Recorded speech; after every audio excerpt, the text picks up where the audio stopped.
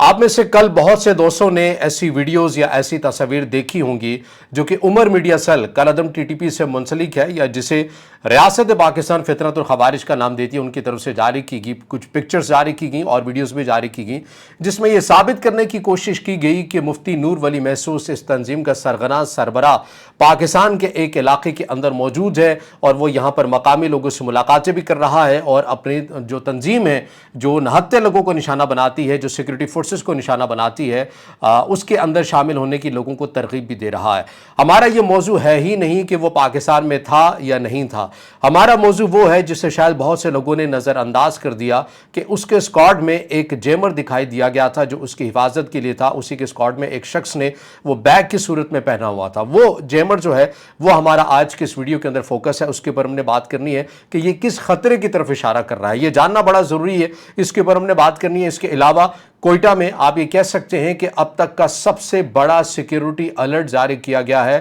اور انتظامیہ کے بقول 4000 کے قریب امن دشمن کالعدم BLA یا جسے ریاست پاکستان فطنت الہندوستان کہتی ہے وہ کوئٹہ کے اندر یا بلوچستان کے مختلف شہروں کے اندر داخل ہونے کی کوششیں کر رہے ہیں، اور اس حوالے سے چین کا کیا کردار ہے اس کے اوپر بھی ہم نے بات کرنی ہے۔ یہ 2 سے 3 ڈیولپمنٹس ہیں جن کے پر آج کے اس ولاگ پر بات کرتے ہیں، تو آغاز کرتے ہیں۔ السلام علیکم، آج تاریخ ہے 6 اگست 2026 اور میں ہوں رضا عباس۔ آپ سے درخواست کے ویڈیو کو لائک اور چینل کو سبسکرائب ضرور کیجئے گا۔ سب سے پہلے ہم اسی ترتیب کے ساتھ بات کریں گے کالعدم ٹی ٹی پی ان کے سربراہ مفتی نور ولی محسود کی۔ عمر میڈیا سیل جو کہ کالعدم ٹی ٹی پی کا ہے، اس نے ایک ویڈیوز اور بعض تصاویر یہ جاری کی جس کے اندر مفتی نور ولی محسود مقامی لوگوں سے مل رہا ہے، ان کے مسئلے مسائل کو سن رہا ہے اور یہ ترغیب دے رہا ہے کہ بھئی اگر مقامی لوگوں کو یہاں پر مسائل ہوتے ہیں تو وہ ہمارے جو یہاں کے علاقے کا جو کمانڈر ہے، جو خود ساختہ انہوں نے کمانڈرز اور ڈویژنز اپنے بنائے ہوئے ہیں، ان کے ساتھ رابطہ کریں، ان کے مسائل کو دور کر دیا جائے گا۔ اور پھر مختلف لوگوں کو یہ ترغیب دی جا رہی ہے کہ بھئی آپ بھی آئیے، ریاست پاکستان مخالف ہمارے ساتھ آ کر اقدامات کیجئے اور افواج پاکستان کے خلاف لڑیے۔ اب اس ویڈیو کے اندر یہ ثابت کرنے کی کوشش کی گئی کہ مفتی نور ولی محسود جو ہے یہ کرم کے علاقے میں ہے اور کرم کے آس پاس کے علاقے کے اندر یہ یہیں سے گھومتا پھرتا رہا اور مختلف لوگوں سے ملتا بھی رہا اور اپنی جو تنظیم ہے اس کی یہ برانڈنگ بھی کرتا رہا، اس کی تشہیر جو ہے یہ بھی کرتا رہا۔ اب جیسا کہ میں نے ابتدا کے اندر کہا کہ یہ ہمارا یہ موضوع ہی نہیں ہے کہ یہ افغانستان کے اندر تھا، اس نے پرانی ویڈیو جاری کی ہے، ایک ایسا رنگ دینے کی کوشش کی ہے کہ یہ پاکستان کے علاقے میں ہے، کیونکہ یہ بات تو آپ کو معلوم ہے کہ افغانستان کے متعدد ایسے صوبے ہیں جو کہ پاکستان کے سرحدی علاقے ہیں، یہ تقریباً ایک جیسا یہ دکھتے ہیں، ان کا جغرافیہ بھی ایک ہے۔ پکتیکا کی بات کریں، پکتیا کی بات کریں، کنڑ کی بات کریں، یہ وہ ایسے علاقے ہیں، خیبر کی بات کریں، یہ وہ علاقے ہیں جو ایک جیسی مماثلت جو ہے یہ رکھتے ہیں۔ تو بہرحال مشکل ہوتا ہے کہ آیا یہ واقعاً افغانستان کے اندر تھا یا پھر پاکستان کے اندر تھا، لیکن یہ ہمارا موضوع ہے ہی نہیں۔ پاکستان کے اندر تھا تب بھی موضوع نہیں، افغانستان کے اندر تھا تب بھی ہمارا موضوع نہیں ہے۔ ہمارے موضوع جو ہے وہ ویڈیو کا وہ یہ ہے کہ اسی مفتی نور ولی محسود کے اسکواڈ میں ایک شخص اس کی حفاظت کے لیے مامور تھا اور اس نے ایک بیگ پہن کے رکھا ہوا تھا۔ ممکن آپ نے تھمبنیل میں وہ پکچر ضرور دیکھی ہوگی اسی ویڈیو کے۔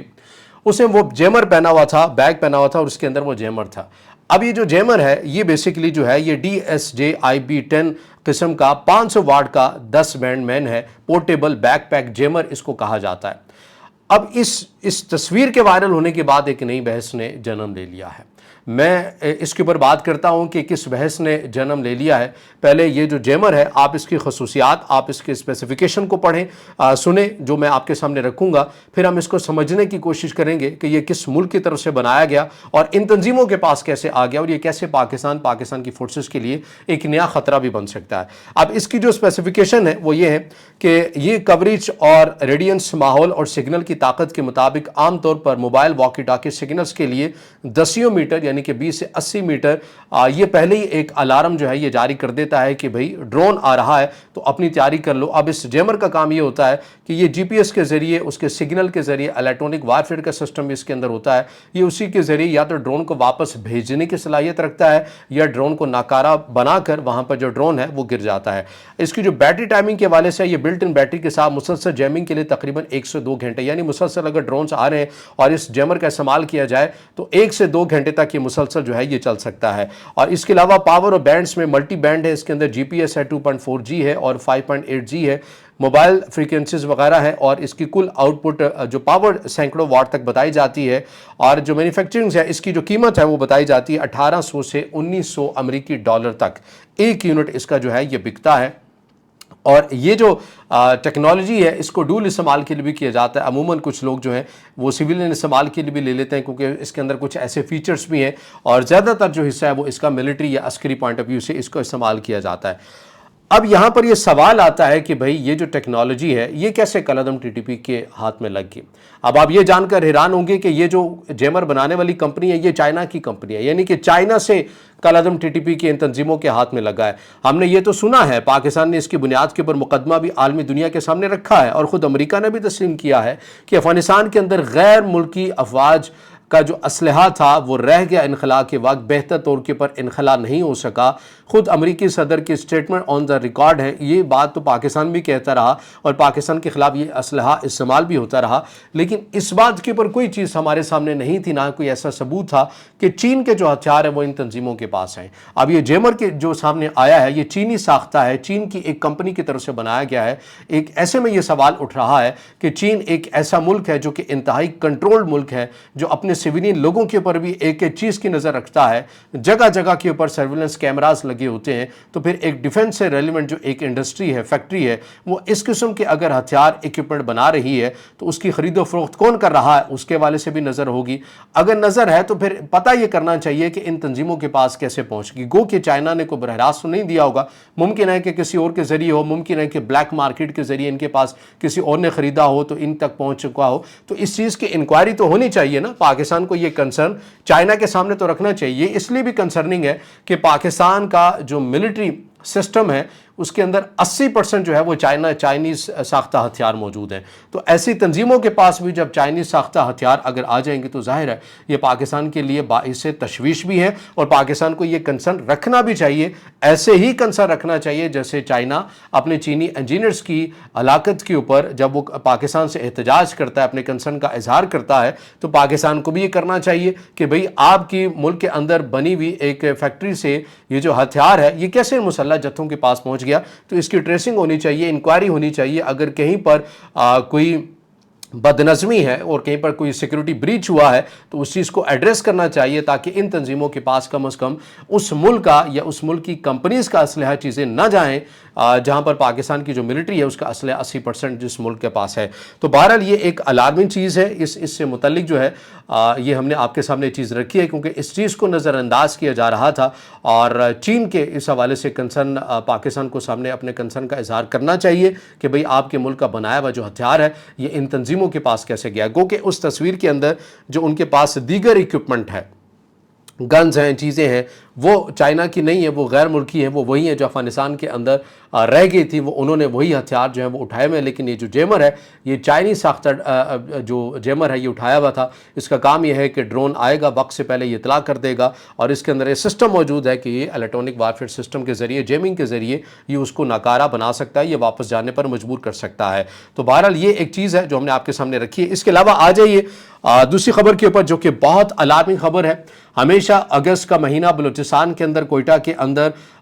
سیکیورٹی پوائنٹ آف ویو سے انتہائی حساس جاتا ہے. اکبر بھگٹی کی برسی کے موقع کے اوپر یہ خدشہ موجود رہتا ہے کہ کالعدم BLA اپنی بڑی اور مربوط قسم کی منظم قسم کی کارروائیاں جو ہیں وہ کرتا ہے اور کرنے کی منصوبہ بندی کرتا ہے. 2025 ایک ایسا سال تھا جس میں پاکستان کی سیکیورٹی فورسز نے پیشگی اقدامات کرتے ہوئے انتہائی جو چوکس ہو کر فوکس ہو کر تیاریاں کی, اور اس کے اندر کوئی ایسا خوش قسمتی سے کوئی واقعہ رونما نہیں ہوا. البتہ 2024 کے اندر اگست کے مہینے کے اندر ہی ایک بہت بڑا حملہ ہوا تھا. اب اگست کا ہی مہینہ ہے اور اس کے اندر ایک الرٹ سامنے آ رہا ہے, یہ میں پڑھ کر آپ کے سامنے رکھ دیتا ہوں. اس میں بتایا جا رہا ہے کہ بلوچستان پولیس کے central police office CPO Quetta نے 5-6 اگست 2026 کے دوران ایک ہنگامی خطرے کا الرٹ جاری کیا ہے. اس میں کہا گیا ہے کہ ممکنہ طور پر 7 اگست کو کوئٹہ شہر میں بڑے پیمانے پر مربوط حملے ہو سکتے ہیں. الرٹ کے مطابق ایک پیغام جسے پولیس نے کالعدم BLA سے منسوب کیا, اس میں یہ دعویٰ کیا گیا کہ تقریباً 4000 کالعدم BLA کے افراد باشمول خودکش بمبار شہر میں داخل ہو رہے ہیں یا حملوں میں حصہ لے سکتے ہیں, اور کوئٹہ پر کنٹرول کرنے کی کوشش کی جائے گی. یہ منصوبہ بنایا گیا ہے.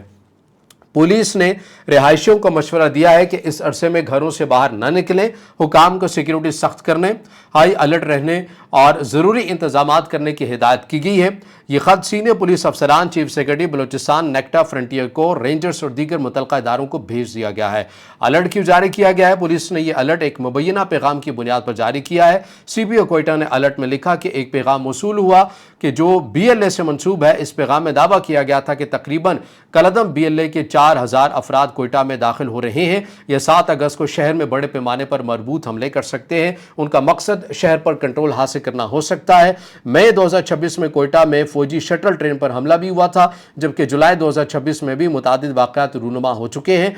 इन पस मंज़र में पुलिस ने एहतियाती इक़दामात के तौर पर अलर्ट जारी किया है। तो बहरहाल ये जो चीज़ है हमने आपके सामने रखी है कि अगस्त में हमेशा ऐसा होता है कि कलदम BLA की तरफ से ऐसी जो कार्रवाई उनकी मनसूबाबंदी की जाती है। 2025 के अंदर पाकिस्तान की सिक्योरिटी फोर्सेस ने पेशगी इक़दामात करते हुए कंट्रोल किया था। इस बार भी पेशगी इक़दामात कर लिए गए हैं। अब देखना यह है कि अल्लाह करे कि